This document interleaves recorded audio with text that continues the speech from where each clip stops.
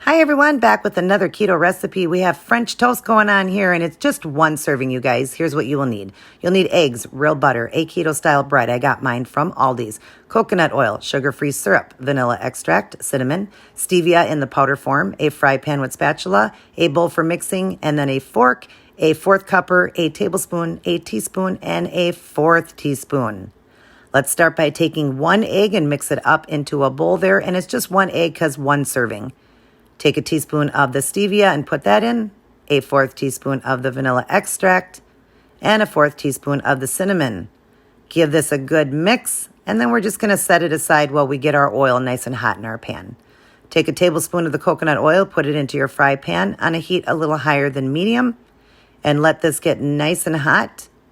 Once it's ready to go, then you're going to take 2 slices of bread, one at a time, run it through your egg mixture really good on both sides, put it into your hot oil, let it get nice and golden brown on one side, about 2 to 3 minutes, then flip it over again about 2 to 3 minutes watching it, and then it's ready to serve up. Take a pat of butter and butter them, put a teaspoon of the stevia over it, and a fourth cup of the sugar-free syrup, and there you go. Oh my gosh, you guys, this was so delicious. I can't wait to share this video with you guys tomorrow when I do the food and fun video. This here is 8 net carbs and absolutely delicious. Your kids would never know the difference, and always keep it keto.